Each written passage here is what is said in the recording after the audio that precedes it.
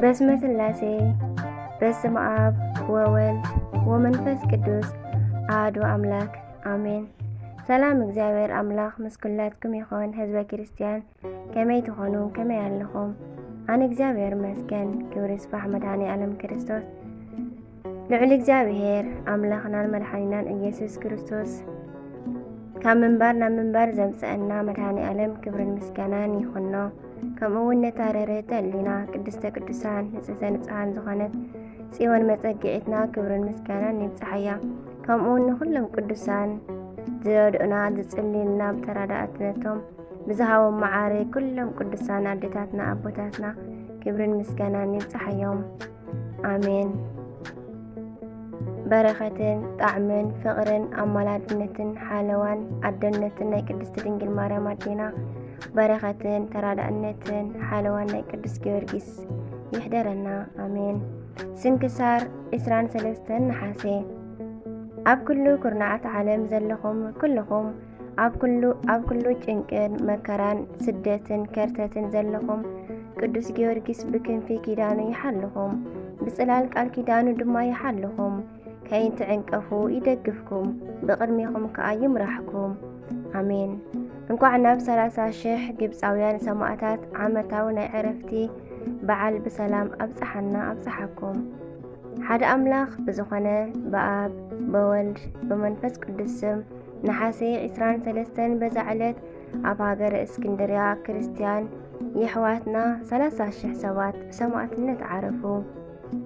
እዚ ከመይ እዩ እንተበሉ ንጉስ መርትያኖስ ንኣቦና ዲዮስቆሮስ ናብ ደሴት ጋግራ ኣብ ዘጓዓዞ ጊዜ ንብዙሕ ዘመናት ኣብ ሃገረ እስክንድርያ ህውከትን ብጥብጥን ኮነ። መርትያኖስ ኣብ ዝሞተ ጊዜ ድማ ሊዮን ነገሰ። ንሱ ድማ ኣብሩታሪዮስ ዝተባሃለ መለካዊ ካብ ወገን ሮማውያን ኣብ ሃገረ እስክንድርያ ሊቀ ጳጳሳት ገይሩ ሸሞ። እዚ መለካዊ ድማ ኣብ ናይ ኬልቄዶን ጉባኤ ዝኣምን እዩ። ስለዚ ድማ ብዘይካ ውሕዳት ግቡዛት ናይ እስክንድርያ ሰባት ኣይተበቀለዎን። ዘይተበቀልዎ ሰባት ድማ ኣቐዲሙ ኣቦና ዲዮስቆሮስ ካብ ዝሸሞም ቀሳውስት ኣቅሽቲ ስጋኡን ደሙን ዝቕበሉ ኾኑ። ድሕሪኡ ብቓሉ ንዝኣምኑ መሓዝቱ ጉባኤ ግበረሎም እሞ ናይ ክርስቶስ መለኮቱ ምስ ተስብእት ተቐላቒሉ ንዝብል ንኣውጣኪ ኣውገዞም። ኣብርታሪዮስ ድማ ነዚ ዝገበረ ናይ እስክንድርያ ሰባት ሸንጊሉ ናብ ክፍእቲ እምነቱ ክስሕቦም ስለ ዝደለየ እምበር ስለዚ ነገር ኣባ ዲዮስቆሮስ ንኣውጣኪ ኣቀዲሙ ኣውጊዝዎ እዩ። ምኽንያቱ ናይ ኣቦና ዲዮስቆሮስ ሃይማኖት ከም ናይ በዓል ባስልዮስን ጎርጎርዮስን ካም ናይ በዓል ቅዱስ ቄርሎስን ቃል ምስ ስጋ ምስ ሓደ ኣካል ሓደ ባህሪ ኢሎም ከም ዝኣምን እዩ።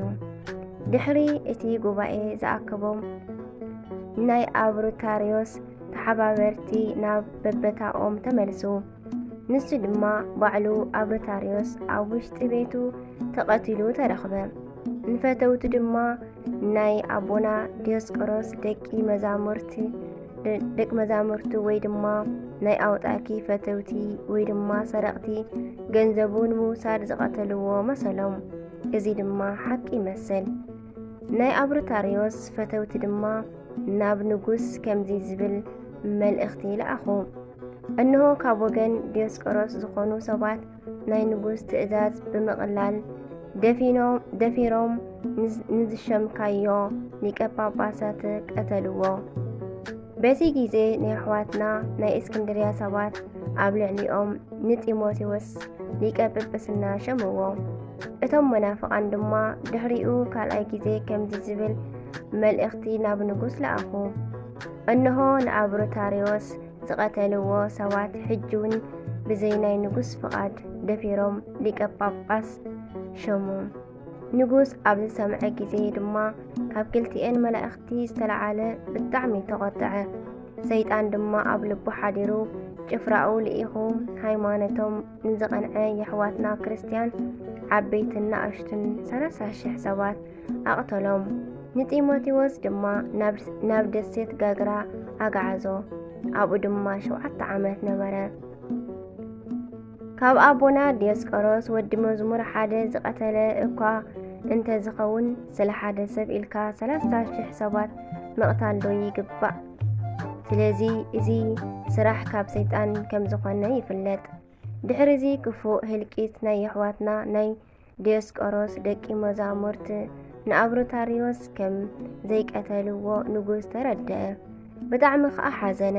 ንጢሞቴዎስ ድማ ካብ ዝተሰደዶ መሊሱ ኣብ መንበረ ሲመቱ አንበሮ፣ ዓብይ ክብሪ ድማ ኣኽበሮ። ኣቦና ጢሞቴዎስ ድማ ንምእመናን እንዳባራትዐ ን12 ዓመት ነበረ። ንእግዚአብሔር ምስጋና ይኹን። ንዓና ድማ ብዞም ናይ ሰማዕታት ጸሎት ይምሓረና፣ በረኸቶም ድማ ትብጽሐና ዘለዓለም ዓለም አሜን አሜን። ቅዱስ ድሚያኖስ በዛ መዓልቲ እውን ቅዱስ ድሚያኖስ ብሰማዕትነት ሞተ። እዚ ቅዱስ ድማ ናይ አንጾኪያ ሃገር መኮንን ብዙሕ ኣዋርሕ ምስ ኣሳቀዮ ካብ ምስቃዩ ድማ ኣብ ዝሰልቸዎ ጊዜ ንርእሱ ብሴፍ ምእንቲ ክቆርጽዎ ኣዘዘ። ኣብ መንግስተ ሰማያት ድማ ሰማዕትነት ኣክሊል ተቐበለ። በረኸቱ ምስ ኩላትና ትንበር አሜን ዘለዓለም ዓለም አሜን። በረኸት ናይ ኩሎም ሰማዕታትና ይሕደረና።